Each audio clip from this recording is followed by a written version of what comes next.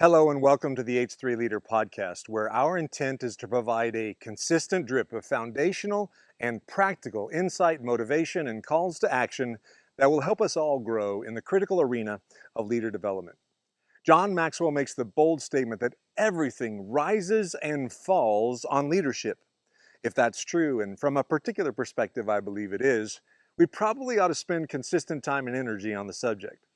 Today we step into episode 4, the last of our introduction to the podcast and its purpose. I want to spend just a little more time on the 3 H's at the center of the brand. We're going to talk about why it is so important for us to be humble, healthy, and holistic in our approach to leader development. Coming up right after this.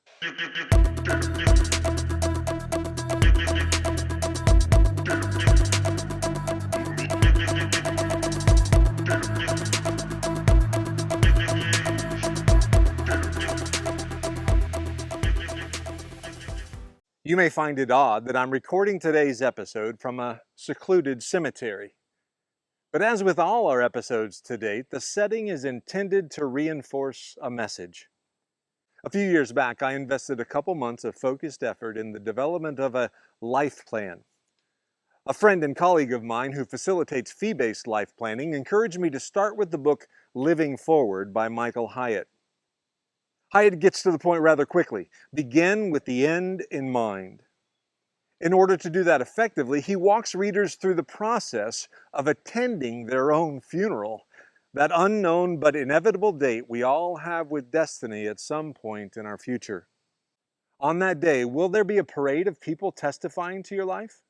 And if so, what will they say based on how you've lived your life thus far? Then he turns it aspirational. Who would you like to come to your funeral? And what would you like those people to say?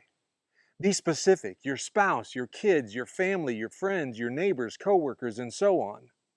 At the start of the process, you spend considerable time on this exercise because it's important. The expressed purpose is to begin with the ultimate end in mind. Much of the rest of the process involves awareness and identifying the intentional adjustments that are necessary to move us from our current trajectory into our desired trajectory. In other words, encouraging us to move our life trajectory from here to there. Another life planning illustration involves the common practice of putting 2 sets of numbers on a gravestone separated by a dash. The first number represents the year the person was born. The second represents the year the person died, and the dash represents their entire life in between those 2 years. Everything. Every first, every last, every victory, every defeat, every hello, every goodbye, every pet, every job, every gain, every loss, every home, every relationship, every meal, every purchase, every interaction, thought, motive, activity of any kind. All that and more is summarily represented by an innocuous dash. You see, folks, I believe the 3 H's at the center of the H3 Leader brand are integral to addressing the moral of these 2 illustrations. These 3 H's provide a firm foundation that gives us the footing and the perspective we need to intentionally focus our lives in a desired direction and to do everything we can to make the dash count in the few short years we have on this earth. And when done in the right spirit, the H3 leader can and will help those around them to do the same, to make the most of opportunities given to us in this life, to be in constant pursuit of our redemptive potential. The 3 H's represent the 3 core characteristics that are at the very heart of the H3 leader. There are myriad of leadership tools and techniques to be learned over time, but our focus is on the foundation, the development of the heart set and the mindset of the leader. It's about the development of our character. First, the H3 leader is humble. Arrogance and ignorance are the 2 things that will get in the way of our progress every single time. Humility is the answer. And quite frankly, there is little on this earth more humbling than an attentive walk through an old cemetery. As the saying goes, our life is but a mist. In the grand scheme of things, we barely make a blip on the line of time. The H3 leader fights to keep our life and work in proper perspective. Second, the H3 leader is healthy. A healthy organism efficiently and effectively pursues a normative state of good health by bravely battling disease in all of its various forms. Health and growth are byproducts of the battles and challenges we face in our lives. And though our physical health is certainly a worthy priority, it is but a portion of the broader scope of health we're referring to here. The H3 leader actively pursues a state of good health across all four of our categories of existence on our emotional, spiritual, mental, and physical planes. And we embrace the fact that the pursuit of health will always involve struggle and pain. Again, we must remember that good health is actually a positive byproduct of the battles we fight.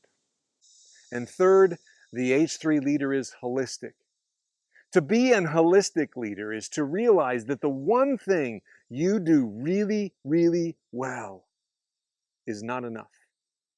Your business, your life, your faith, and the world at large require more.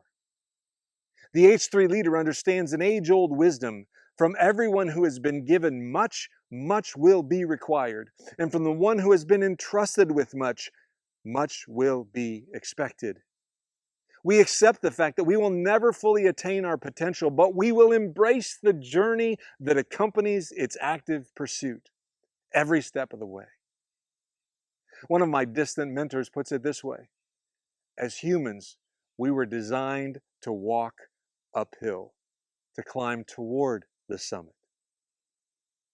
I love how all three of these characteristics tend to fold in on one another.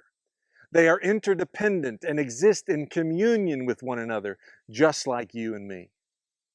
For instance, an holistic approach, willing to dive into new areas of development, challenges us mentally and emotionally, sometimes even physically or spiritually, which contributes to our increased health in all the categories of existence that are impacted by the incessant resistance of our status quo. That same effort keeps us humble, for we are yet again approaching something new from base camp, from the perspective of being a novice.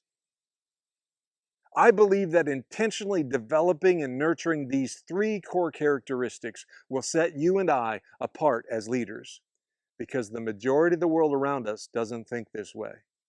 With practice, you and I can be humble enough to admit we're on a less than optimal trajectory. We can be healthy enough to make the mental, emotional, physical, and even spiritual adjustments we need to without crippling ourselves or others.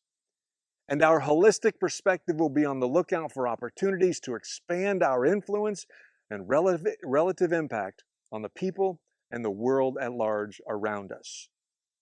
That, my friends, is what the H3 leader is all about. And this podcast is just one of the avenues we will use to explore, among other things, our heart-level character development as leaders. Now, I realize it took me way too long to get this fourth episode out, and now getting raw recordings into production is going to be even more of a challenge, because it's time to bring guests on to share their stories, their perspectives, and their learnings in their unique journey as an H3 leader. I cannot wait to share their stories with you. I don't anticipate a lot of flash or fanfare, because these stories aren't about the fizz. They are about the substance, the grit, and the fortitude that overflows out of the heart and the character of the H3 leader. I hope you will consider joining us on this journey, a shared journey from here to there in the world of leader development.